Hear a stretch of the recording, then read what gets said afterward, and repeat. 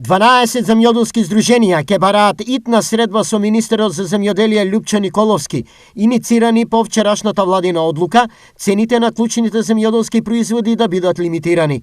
Земјоделците тврдат, во сегашната реколта имаат вградено високи трошоци, па одлуката ќе им донесе огромни загуби. Тоа сакаме таков состанок да имаме, за да најдеме заеднички јазик колку се скапи репроматеријали, колку се скапи овие полиетиленските платва, колку се скапа дрвата, значи се е минирно ојдено во воздух.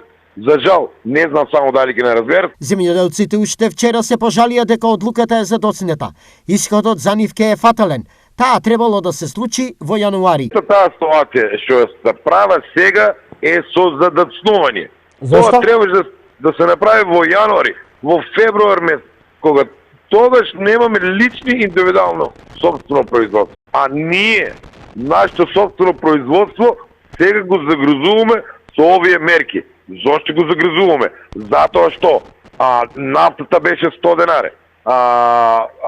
Струјата, да не зборам, беше огромно висока без субвенционирање кај земјоделците. Значи, семенските материјали, ѓубривата, прихраната на растенијата, заштита на растенијата, одјаат до плафон. За жал, ова е погрешен чекор во овој период. Реакција на нивното барање се уште нема, но тие се одлучни дека некакво решение мора да се најде. Но што ако се случи спротивното?